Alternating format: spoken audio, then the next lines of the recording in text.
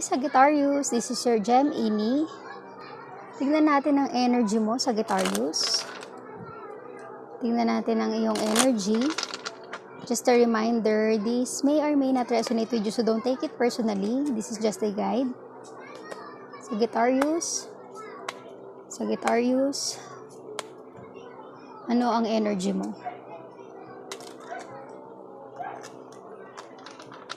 Sagittarius. Ano ang energy mo?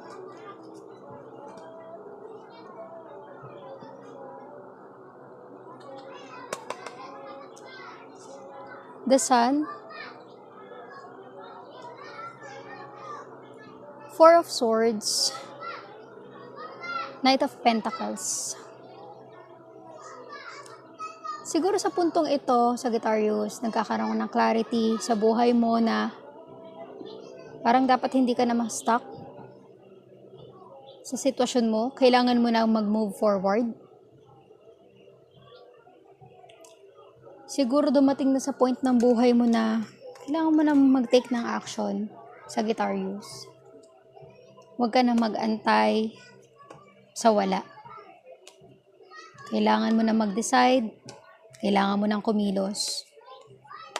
Nagkaroon na sa'yo ng kalinawan na hindi ka na dapat nag-aantay pa.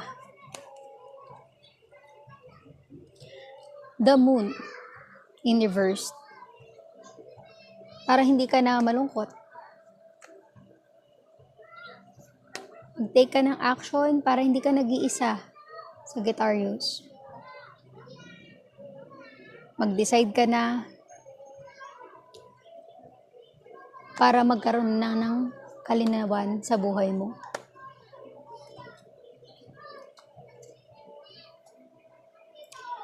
Four of Cups in reverse.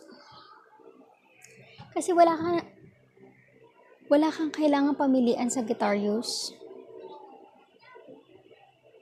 Kailangan mong mag-decide sa sarili mo. Kailangan mo nang tumayo sa sarili mo. Hindi yung nag-aantay ka lang na merong mag-aabot sa'yo ng blessing, ng love. Siguro at some point napagod ka, kaya ka nag-stay, hindi ka nag-take ng action ngayon. Napagod ka na. Kasi parang wala namang pinatutunguhan lahat ng dumadaan sa'yo. Eight of Swords in reverse. Pero ngayon, since magte-take ka na ng action, may kalinawan na. Ngayong kikilos ka na para sa success, abundance ng buhay mo. Nakikita mo na may clarity. Na kailangan mo na kumilos para naman sa ikasasayo mo. Ten of Cups in reverse. Siguro kaya nag-urge sa'yo o napagdesisyonan mo na kumilos na dahil alam mo na wala kang future sa kung saan nakastuck ka. Di natin alam kung buhay pag-ibig ba ito, career, business, feeling stuck. Ngayon magte-take ka ng action kasi alam mo sa sarili mo na di mo nakikita ang sarili mo na magkakaroon ng success, opportunity dito. Okay na mindset yan ngayon, Sagittarius. Huwag ka lang mag-settle sa kung anong meron ka. Try mo rin na tumingin kung ano pa yung magandang opportunity sa paligid mo. The Death. New opportunity, new beginning. Bagong buhay, bagong pag-asa, Sagittarius. Hindi porket may nang iwan sa'yo, nag-antay ka, nasaktan ka. May new beginning para sa'yo, Sagittarius. Hindi pa huli ang lahat kahit anong edad mo.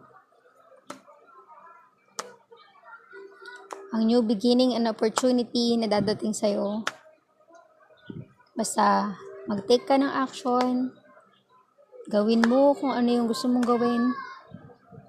Hindi ka na nag-aantay sa kung ano yung ibibigay sa'yo. ma-achieve mo rin ang success. The Chariot in reverse. At some point kasi sa Sagittarius, parang ang tagal mong na-stuck.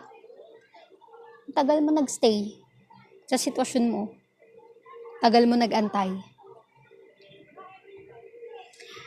Pero dahil dito sa death,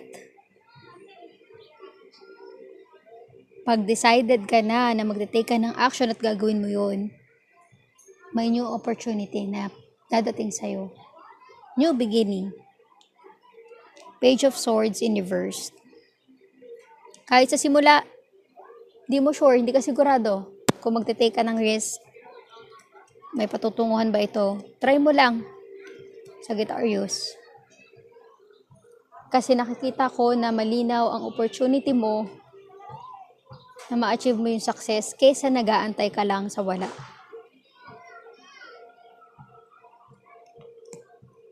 Take risk, Sagittarius, para magkaroon ng improvement ang buhay mo.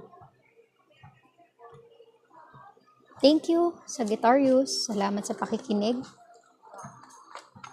Please like, share, and subscribe para makarating ito sa iba.